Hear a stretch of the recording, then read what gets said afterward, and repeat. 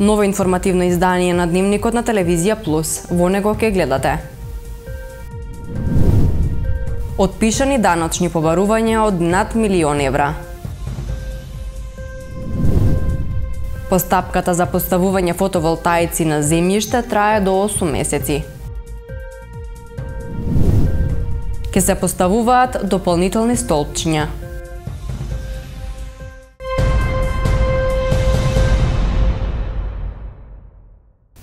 По предлог на општината, Советот изгласа одлука со која се отпишани речиси €1.300.000 по основ на даночни побарувања кон граѓани и фирми.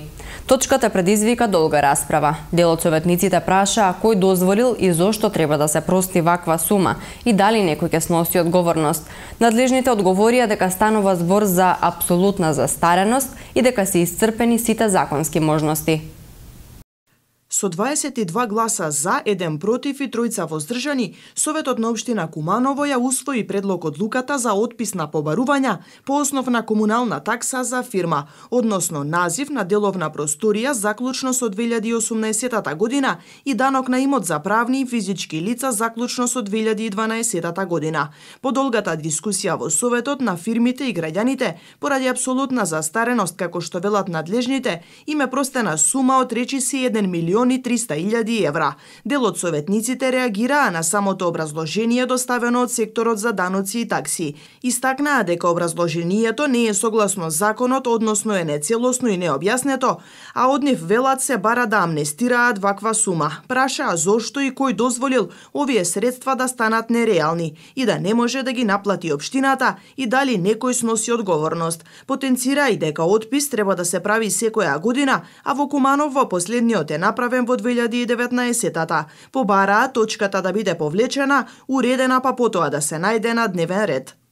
Дали мислите дека со тоа појаснување што го дадовте денеска, советниците овде треба така лесно да стиснат за и на тој начин да ги амнестираат сите кои се вградиле во ненаплаќањето на даноците, како што кажувате и како што стои во одлуката до 2012 и 2018 година. Ми велат колеги, ама знаеш, ова се има апсолутна застареност. И знаеш, тие пари општината никогаш нема да ги наплати. Па јасно е, луѓе. Знам. Но зошто општината нема да ги наплати? Зошто општината до сега не ги наплатила? Кажавте многу и во тој дел. Имало двојно, тројно оданочување, имало субјекти кои што воопшто не биле оданочени. Па не знам, употребивте и сам кажавте дека во прашање се доведува дали биле дистрибуирани како треба даночните решенија или не. Ама ние денеска со одлука сето тоа треба да го амнестираме, да го покриеме, Советот така одлучил и одиме понатаму. Што се можело да се направи за тие средства, за тие пари? Сите знаеме, работиме во некоја институција и кога се прави попис, се бара и компјутер, и столче, и ако фалат, велиме каде се. Па денеска јас велам каде се €1.300.000 општински пари. Ова одлука која ни беше доставена како материјали за 20 точка, значи, не можам да не се јавам и да не коментирам, бидејќи истата во своето образложение е многу необразложена, како да кажам, многу штура. Значи, истата е составена од 2 члена, составена од 5 реченици. Во сите тие 5 реченици само гледаме многу големи бројки, астрономски бројки со милиони. Необразложени, како, од кои причини самото даночно одделение раководителот не преземал некои мерки или доколку преземал, кои мерки биле преземени, за да не се зголеми тој долг на тие граѓани, на правни лица, значи по основ на фирмарина, на данок на имот. Раководителот на секторот за даноци и такси Стојановски потсети дека општината во 2019 година извршила отпис на данок на имоти физички и правни лица, заклучно со 2008 година, а за фирмарина или комунална такса заклучно со 2010 година. И тогаш биле отпишани над 42 милиони денари. Истакна дека тоа е направено поради апсолутна застареност, откако општината ги исполнила сите законски можности за наплата. Потенцираше дека секторот овие последни 5 години работи совесно и неселективно и се обидува да ги наплати побарувањата. Овие побарувања вели се нереални и нема можност да ги наплатиме, а се доведува во прашање самата реализација. Напомена и дека отписот се прави за фирми кои веќе се избришани. Рече има фирми и субјекти на кои им се пуштени блокади, кои се активни но немаат средства. За нив ќе се чека за наплата, а напомена и дека во наредните години повторно може пред Советот да се најде ваква точка. 1.266.956 евра се во прашање, преведено во евра. Од тој износ 1 милион евра отпаѓа на Законот за трговски друштва и Централен регистар. Значи, ние сме ги направиле сите действија за да ги наплатиме тие пари, но не можеме да ги наплатиме. Не сме ги ние избришале тие субјекти, значи сме пуштиле блокади, толку завршиле работата, во Централен регистар ги избришале. Правни лица 5,5 милиони за 4 години. Иста состојба, сме ги спровеле сите законски действија. Единствено што кажав за физички лица, дека не сме дошле до момент да блокираме, затоа што немало достава и сега вие ги извртувате малку овие работи. Образложението е многу јасно, кај што се дефинирани сите членови по основ на кој се брише и кажува за релативна, апсолутна застареност и застареност за комунални такси. Стојановски потсети дека до 2019 година дистрибуцијата на решенијата за данок до физички лица ја вршеле доставувачи од општината, пошто е потпишан договор со Македонска пошта и решенијата биле навремено доставувани. Нагласи дека граѓаните за данок на имот се уште не се блокирани, бидејќи податоците во системот од претходните години се нецелосни. Тој се согласи дека отпис на побарувања треба да се прави на годишно ниво. Согласно годишниот план на МВР за оваа година, денеска во периодот од 9 до 15 часот во просториите на СВР Куманово спроведена е редовна крводарителска акција на вработените во СВР Куманово. Оваа крводарителска акција е прва поред во која се собрани 44 крвни единици, информираат надлежните.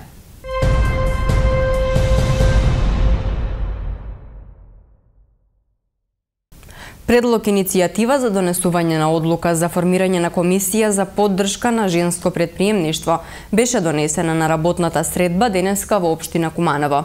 Согласно подпишаниот меморандум за соработка помеѓу националната платформа со општината и со ЛЕС Куманово, беа потенцирани можностите за започнување на бизнис и тековна поддршка на жените претприемачи, нивна мотивација и едукација за да се планираат конкретни активности на локално ниво со поддршка на ЛЕС и другите тела кои работат во рамките на општина Куманово.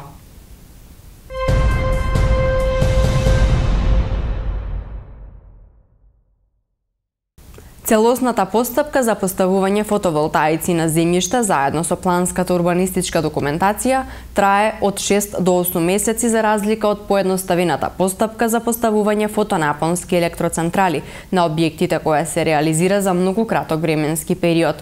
Од секторот за урбанизам информираат дека во моментот на системот Е-урбанизам има отпочнато околу 50 постапки и сите се во различна фаза. Со поедноставената постапка за поставување на фотонапонски електроцентрали на објектите, која подразбира процедура без административни постапки и без издавање на одобрение, односно решение за градење од локалната самоуправа, постапките се спроведуваат во многу краток временски рок. Инвеститорите се должни само да ја известат општината и да ги достават потребните документи. За разлика од това, постапката за поставување на фотоволтаици на земјиште оди поспоро, односно претходно е неопходна планска урбанистичка документација, а целосната постапка трае од 6 до 8 месеци, информираат надлежните од секторот за урбанизам. Владата донесе поедноставена постапка за поставување на фотоволтаици со измена на законот за градење, меѓутоа не на земјиште, туку на објекти. Тие постапки во моментот се спроведуваат и онака без владината одлука во доста брз временски рок. Истите одат со издавање на решение за поставување. додека постапката за поставување на фотоволтаици на земјиште воопшто не е поедноставена. Тоа е постапка што се води преку изготвување на урбанистичка документација, бидејќи за да поставите фотоволтаици на земјиште, претходно треба да имате изготвено планска документација за поставување на истите. Отприлика една таква постапка од поднесено барање за добивање на услови за планирање на просторот, кој што ги издава Министерството за животна средина со решение од претходно Агенцијата за планирање на просторот, до завршување на целата постапка, отприлика се потребни од 6 до 8 месеци. Дури подоцна по завршување на оваа постапка се пристапува кон одобрение за градење, односно аплицирање и изготвување на основен проект. Во моментот во системот урбанизам, можете и самите да видите, имаме отприлика отпочнато некаде околу 50 постапки, сите се наоѓаат во различна фаза. Некои се во фаза на добивање на услови за планирање на просторот, некои се во фаза на одобрување на предлог планска програма, други се завршена предлог планска програма и веќе се исцртани и се во фаза на одобрување на самиот урбанистички проект. Значи, во другите општини каде што се издадени одобренијата за поставување на фотоволтаици на земја, јас контактирам со сите општини скоро во Македонија, тие се издадени на претходно веќе донесени урбанистичка планска документација. Кај на самите подносители касна со ваквата постапка. Значи, првото барање за услови за планирање на просторот ни е во август месец. Па во Министерство за животна средина само чекаат 30 дена. Така да во секоја институција каде се обраќаме на мислење, имаме 15 работни дена институцијата да одговори. Додека не одговори институцијата, системот не ни дава да одиме понапред. Доколку пак е негативно мислењето од некоја институција, системот не враќа повторно да пратиме до планерот да искоригира, да го вратиме на институцијата се до добивање на позитивно мислење. Затоа јас кажав, најбрзо е постапка од 6 до 8 месеци за урбанизација. Со новите поедноставени процедури кои се влезени на сила покрај изработка на основен проект до локалната самоуправа, потребно е да се достави само известување за поставување на фотоволтаици, со што се намалува постапката од 30 дена на само 1 ден, рече министерот за транспорт и врски Благој Бочварски при стартот на кампањата за промоција на новите процедури за поставување на фотонапонски електроцентрали. Основното општинско училиште Христијан Карпош Куманово в сабота на 4 март ќе биде домаќин на регионален надпревар по математика за учениците од основните училишта во организација на Сојузот на математичари на Македонија. На надпреварот ќе учествуваат ученици кои оствариле најдобри резултати во категории од 4 до 9 оделение на општинските надпревари кои се одржале во Куманово, Липково, Крива Паланка, Кратово, Ранковце и Старо Нагоричане. Нашето училиште на 4 март ќе ги отвори вратите за вкупно 200 ученици и нивните ментори, односно за сите амбасадори на логичното размислување и екзактното изразување. Особено ме радува фактот дека половина од учесниците се ученици од 4 и 5 оделение. Инаку, секој од учесниците на надпреварот ќе може да работи на 4 задачи на сопствен наставен јазик. При тоа морам да нагласам дека без разлика на наставниот јазик на кој зборуваме, јазичните бариери ги надминуваме со нашиот универзален математички јазик. Во оваа прилика на сите учесници им посакувам успешен и пријатен престој во моето училиште, изјави Даниела Стојановска, регионален координатор за реализација на надпревари по математика и наставник-ментор во училиштето домаќин.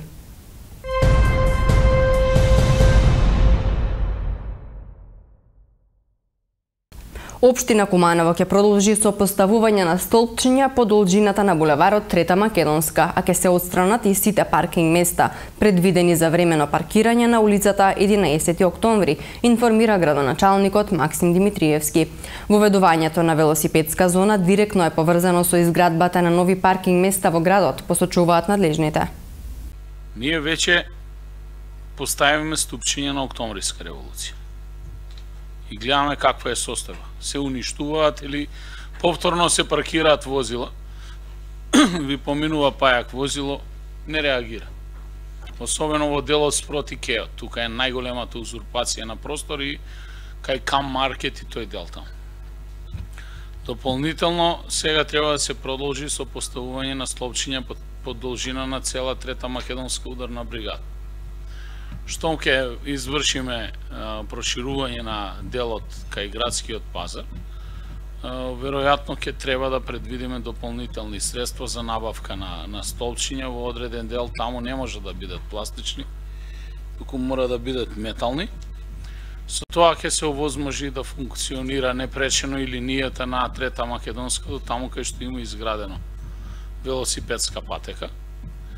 И ќе ни остане најпроблематичниот дел, а тоа е улица 11 октомври, која што ќе мора да бидат избришани сите паркинг места што се предвидени за времено паркирање и да биде одбележен коловозот така за да секако со ново сообраќајно решение кое што треба да добие согласност од МВР и да се реши тој дел и ќе се обидеме. Значи наша интенција е тоа да се обидеме да го работиме втора половина од оваа година и во почеток на 2024 година. Дали ќе успееме ќе видиме. Јас се надевам дека ќе има разбирање од граѓаните, но воведување на таа зона е директно поврзана и со изградба на нови паркинг места.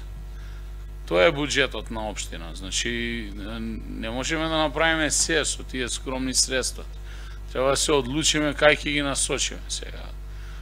Можеби оваа мерка да не беше воведено со бесплатен градски превоз, кај што трошиме сепак значителни средства. Тоа се околу 60 милиони годишно. Можеби ќе имаше пари за оваа намена и да се реконструираат, реорганизираат тие улици.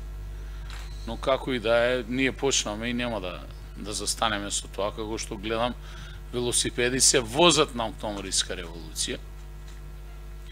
Сега, делот на полицијата треба да си го работи. Првично, да ги тргне мотокултиваторите, кои што се паркираат спроти веднаш во близина на времениот пазар на Октомвриска револуција, да го регулира сообраќајот, возилата да не се паркираат на тротоарите и на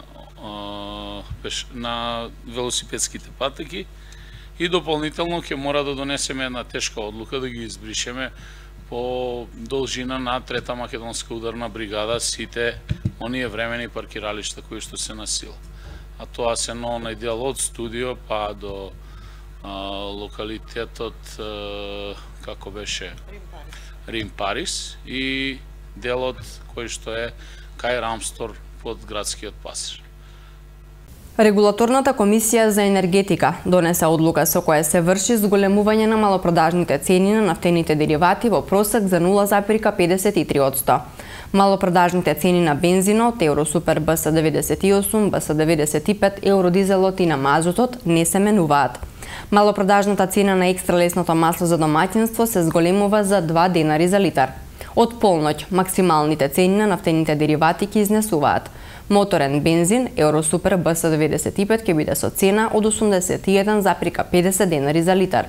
Евросупер БС98 ќе биде со цена од 83,50 денари за литар. Евродизелот ќе биде со цена од 76 денари, маслото за горење екстра лесно ќе биде со цена од 75,7 денари за литар и мазутот ќе биде со цена од 41,2 денари за килограм.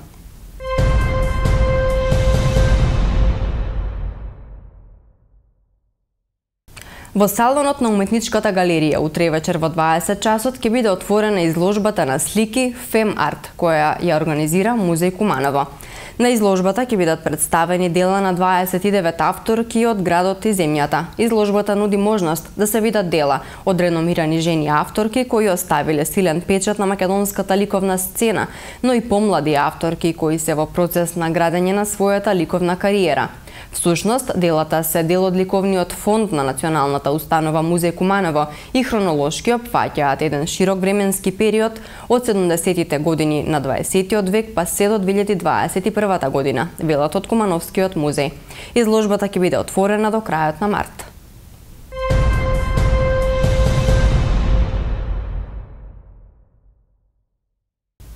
Во продолжение следува преглед и на вестите од Македонија.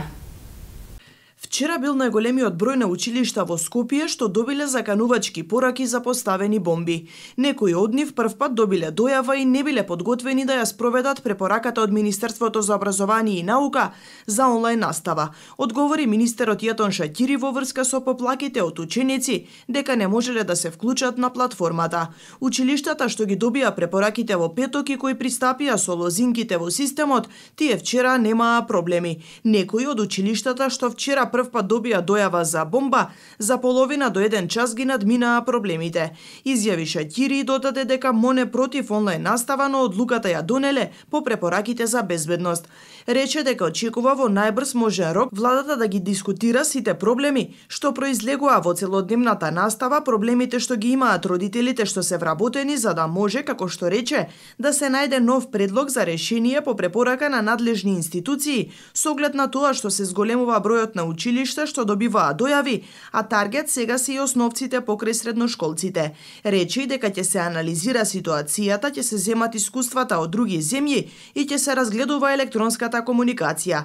Дали се размислува сите средни училишта да преминат на онлайн настава, тој одговори дека не е лесна одлука, дали тоа да биде за средните во Скопје или во цела држава. Во однос на тоа дали ќе има последици за државната матура, Шаќири рече дека државниот испитен центар ги презема сите чекори за таа да се организира успешно. По вчерашните реакции дека учениците имаат проблем со апликацијата Teams преку која се следи онлайн настава, Министерството за образование и наука потврди дека имало прекин во функционирањето, но по кратко време учениците се приклучиле на корисничките сметки. Се користи Teams апликацијата која функционира и секој ученик со своето корисничко име и лозинка може да пристапи и да го користи профилот за вклучување во онлайн настава. Добивме известувања од неколку училишта дека имало прекин во функционирањето, односно користењето на Teams, но по кратко време учениците се приклучиле со своите кориснички сметки, велат од МОН. Министерството минатата недела испрати допис до сите средни и основни училишта да преземат итни мерки со цел непречено одвивање на наставата, односно по упатена закана за поставена експлозивна направа, учениците имаат обврска за 1 час да се вклучат од дома и наставата да ја продолжат онлайн. На денешниот состанок на кој учествуваа речиси сите сојузи, конфедерации и грански синдикати од јавниот сектор, синдикатите според ССМ искажаа несогласување со законот за системот на плати во јавниот сектор и го демонстрираа своето единство против намерата на владата да стави рака врз колективното договарање во јавниот сектор и со тоа да ги укине колективните договори. Од Сојузот на синдикатите на Македонија вела дека како единствен репрезентативен синдикат во јавниот сектор, ниту пак која било друга конфедерација или пак грански синдикат во ниту еден момент не биле ниту вклучени, ниту информирани дека владата подготвува предлог на закон за системот за плати во јавниот сектор. Состанокот се одржа во рамките на синдикалната школа, организирана од самостоен синдикат на вработените во универзитетските клиники и центри, клинички болници и други јавни здравствени установи, на тема новиот нацрт закон за системот на плати во јавниот сектор и неговото влијание на улогата и значењето на синдикатите и на колективното договарање. Во текот на вчерашниот ден, Министерството за внатрешни работи спроведе акцијска контрола на територијата на Македонија за санкционирање на возила кои се движат со брзина поголема од дозволената, при што санкционирани се 242 возачи. Од нив 11 возила се движеле со брзина над 50 км на час повеќе од дозволеното. При тоа 147 возила ја пречекориле брзината во населено место, а 95 надвор од населено место, соопшти МВР.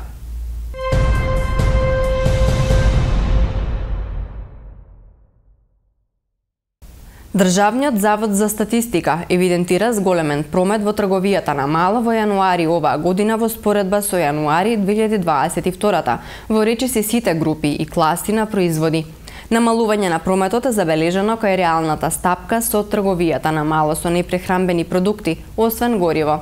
Во трговијата на мало во јануари 2023 во споредба со јануари минатата година, гледано по групи и класи, зголемување на прометот е забележано кај трговија на мало со храна, пијалаци и тутун, номинално за 25,5%, а реално за 4,4%.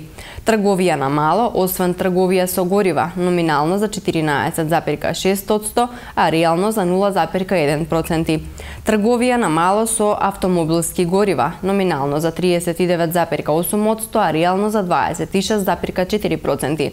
И трговија на мало со непрехранбени продукти, освен гориво, номинално за 5%. Намалување на прометот е забележано кај реалната стапка во групата трговија на мало со непрехранбени продукти освен гориво за 3,4%.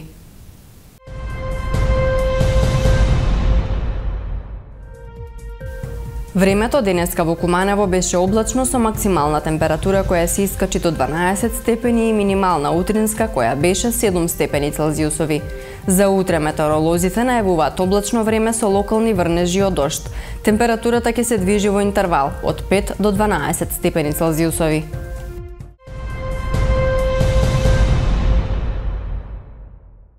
Ви благодарам на довербата. Останете понатаму со нашата програма.